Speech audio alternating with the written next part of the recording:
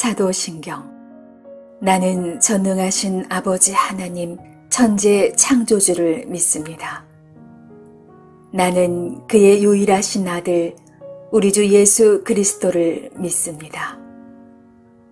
그는 성령으로 잉태되어 동정녀 마리아에게서 나시고 본디오 빌라도에게 고난을 받아 십자가에 못 박혀 죽으시고 장사한 지 사흘 만에 죽은 자 가운데서 다시 살아나셨으며 하늘에 오르시어 전능하신 아버지 하나님 우편에 앉아 계시다가 거기로부터 살아있는 자와 죽은 자를 심판하러 오십니다. 나는 성령을 믿으며 거룩한 공교회와 성도의 교제와 죄를 용서받는 것과 몸의 부활과 영생을 믿습니다. 아멘.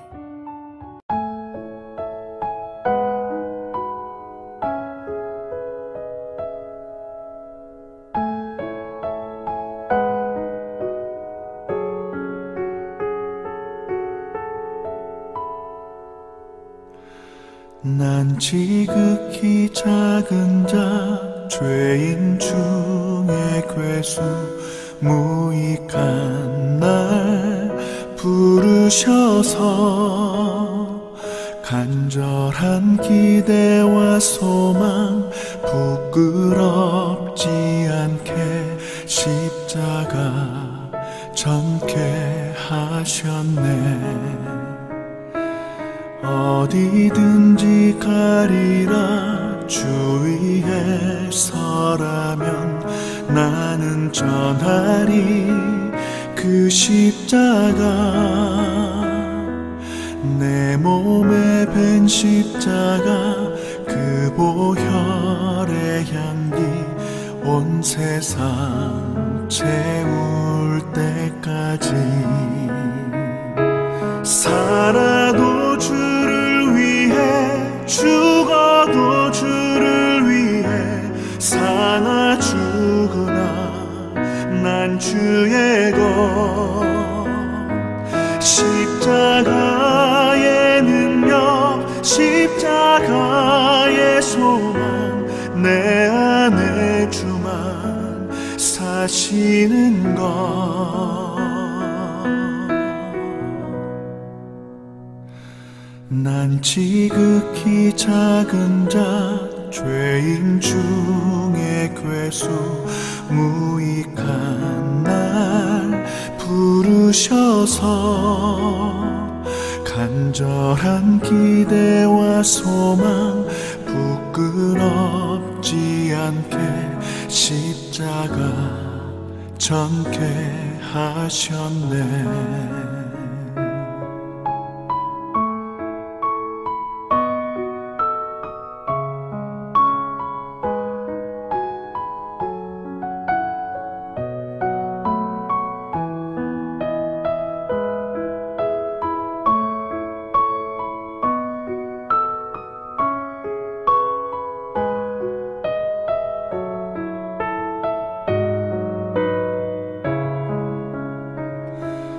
어디든지 가리라 주위에 서라면 나는 전하리 그 십자가.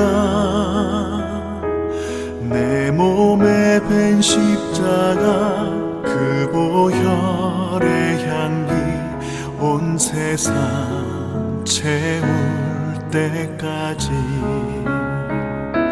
살아도 주를 위해 죽어도 주를 위해 사나 죽으나 난 주의 것. 십자가의 능력 십자가의 소망 내 안에 주만 사시는 것. 살아도 주를 위해 죽어도 주를 위해 사나 죽으나 난 주의 것. 십자가의 능력 십자가의 소망 내 안에 주만 사시는 것. 난 지극히 작은 자 죄인 중에 괴수 무익한 날 부르셔서 간절한 기대와 소망 부끄럽지 않게 십자가 전게 하셨네. 내 사랑 나의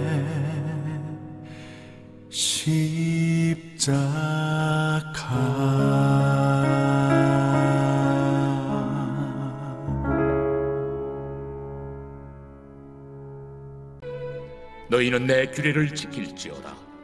내 가축을 다른 종류와 교미시키지 말며 내 밭에 두 종자를 섞어 뿌리지 말며 두 재료로 직조한 옷을 입지 말지며 만일 어떤 사람이 다른 사람과 정혼한 여종 곧 아직 속량되거나 해방되지 못한 여인과 동침하여 설정하면 그것은 책망을 받을 일이니라. 그러나 그들은 죽임을 당하지는 아니하리니 그 여인이 해방되지 못하였기 때문이니라. 그 남자는 그 속건제물 곧 속건제 순양을 회막문 여호와께로 끌고 올 것이요 제사장은 그가 범한 죄를 위하여 그 속건제 순양으로 여호와 앞에 속죄할 것이요 그리하면 그가 범한 죄를 사함 받으리라. 너희가 그 땅에 들어가 각종 과목을 심거든 그 열매는 아직 할례받지 못한 것으로 여기되 곧 3년 동안 너희는 그것을 할례받지 못한 것으로 여겨 먹지 말 것이요 넷째 해에는 그 모든 과실이 거룩하니 여호와께 드려 찬송할 것이며 다섯째 해에는 그 열매를 먹을지니 그리하면 너희에게 그 소산이 풍성하리라. 나는 너희의 하나님 여호와이니라. 너희는 무엇이든지 핏째 먹지 말며 점을 치지 말며 술법을 행하지 말며 머리카락을 둥글게 깎지 말며 수염 끝을 손상하지 말며 죽은 자 때문에 너희의 살에 문신을 하지 말며 문의를 놓지 말라. 나는 여호와이니라. 네 딸을 더럽혀 창녀가 되게 하지 말라. 음행이 전국에 퍼져 죄악이 가득할까 하노라. 내 안식일을 지키고 내 성소를 귀히 여기라. 나는 여호와이니라. 너희는 신접한 자와 박수를 믿지 말며 그들을 추종하여 스스로 더럽히지 말라. 나는 너희 하나님 여호와이니라. 너는 셋머리 앞에서 일어서고 노인의 얼굴을 공경하며 내 하나님을 경외하라. 나는 여호와이니라. 거류민이 너희의 땅에 거류하여 함께 있거든 너희는 그를 학대하지 말고 너희와 함께 있는 거류민을 너희 중에서 나은 자같이 여기며 자기같이 사랑하라. 너희도 애굽 땅에서 거류민이 되었었느니라.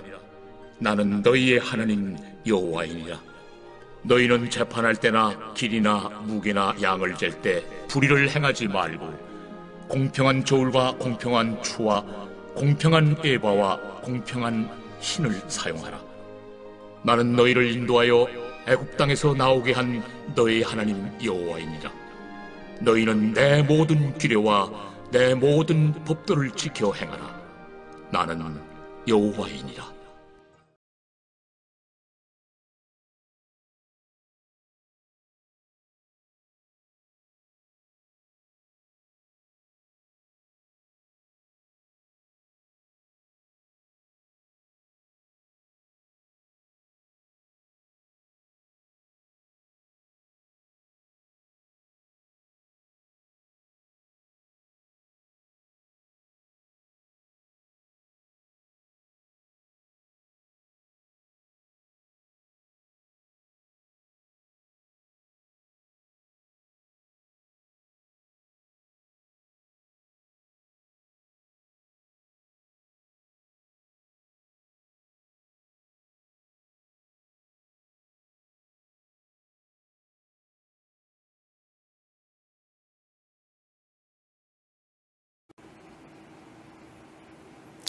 샬롬.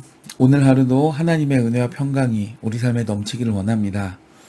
오늘 본문은 이스라엘 백성이 하나님의 선민으로서 성결한 삶을 살기 위해서 실생활 가운데 어떻게 살기를 원하시는 규례들을 주시고 있습니다. 하나님께서는 이런 규례들을 통해서 이스라엘 백성들이 이방인들의 생활 방식을 거부하고 오직 하나님의 백성으로서의 신앙과 또 삶의 순수성을 지켜가기를 원하셨습니다. 따라서 이러한 본문은 오늘날 점점 더 악해져가는 이 세상 속에서 우리는 영적 이스라엘로서 또 하나님의 선민으로서 우리 성도들이 어떠한 삶을 살아야 하는가 깨닫게 해줍니다. 19절을 보면 그러니까 성도는 이제 이 세상과 타협하지 않는 순전한 신앙을 갖기를 원하시는 것을 볼 수 있습니다. 하나님께서는 이러한 규례들을 통해서 이스라엘 백성에게 보다 분명한 메시지를 전달하셨는데 그것은 세상에 물들지 않는 순수한 신앙을 유지하라는 것이었습니다. 그래서 밭에 두 종자를 섞어 뿌리지 말고 또 두 가지 재료로 직조한 옷을 입지 말고 또 다른 두 종류를 혼합하는 행위를 이제 금하라 이렇게 말씀하셨는데 즉 세상의 타락한 문화와 타협하여서 혼합되지 말고 오직 하나님만을 향한 순수한 신앙을 지키라는 것이었습니다. 실로 이스라엘 백성들에게 가장 위험한 것은 바로 이런 혼합주의입니다. 하나님을 섬기면서 동시에 세상도 추구하는 이런 혼합된 신앙을 하나님은 경계하시고 있는 것입니다. 육체적인 쾌락과 또 현세적인 복을 추구하는 당시의 이 가나안 문화는 이스라엘 백성들에게는 치명적이고 또 유혹적인 것이었습니다. 그렇기 때문에 이 두 가지를 모두 인정하는 그런 혼합주의에 빠지지 않도록 하나님께서는 경계하시고 있는 것이었습니다. 이처럼 하나님의 백성이 하나님 이외의 것에 대한 삶의 집착을 놓지 못할 때 결국은 이런 혼합주의에 빠지고 맙니다.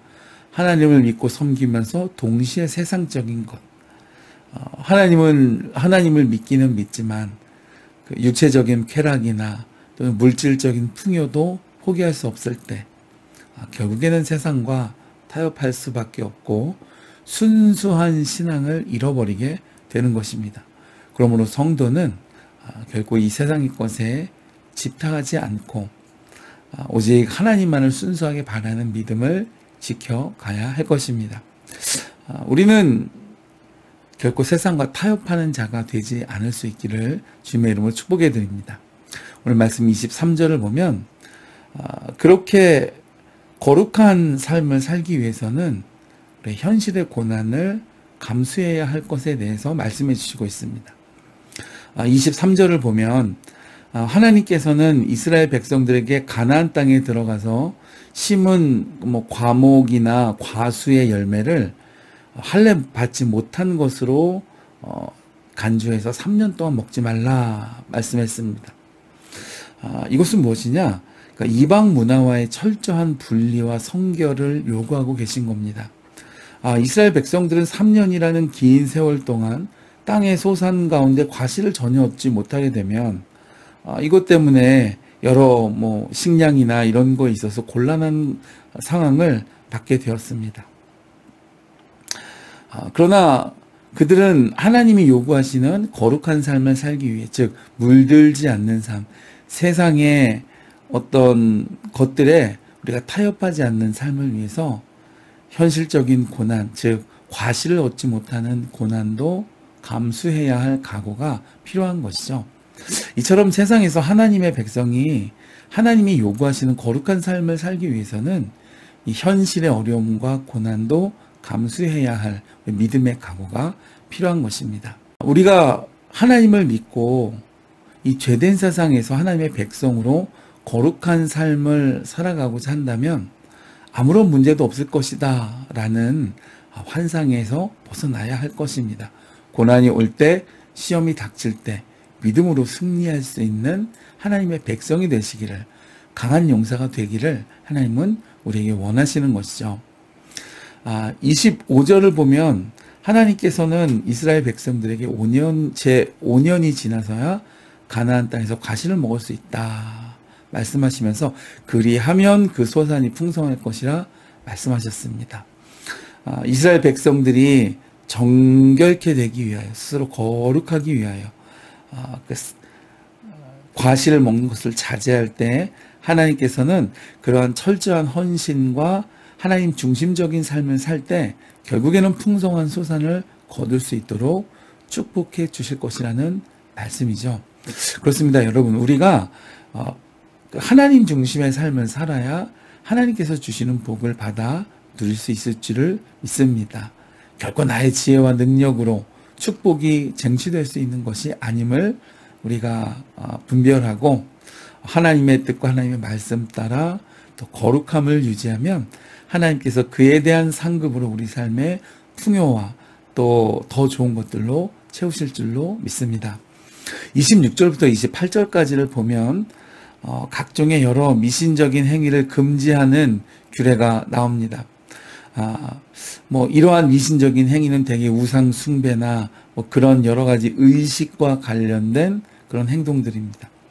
그러므로 이러한 행위는 결과적으로 하나님 중심의 세계관을 파괴하고 또 절대 주권을 가지신 하나님, 유일하신 하나님에 대한 그 신앙을 약화시키는, 또 오염되게 하는 그러한 것들입니다.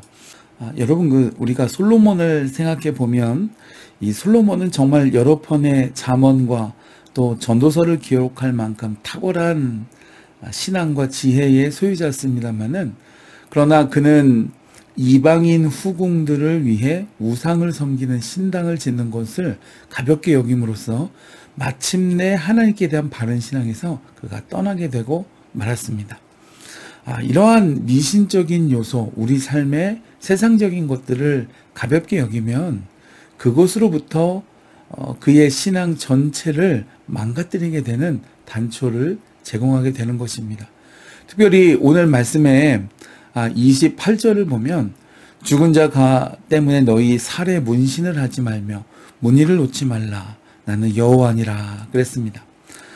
여러분, 죽은 자 때문에 살에 문신을 놓지 말라. 이제 이것은 특별한 그 이방 그러한 어떤 종교의 관습 중에 하나였던 것 같습니다만은, 오늘날에 우리는 이런 살에다가 그저 멋을 위해서 어떤 나의 이런 것들을 위해서 문신을 많이 합니다.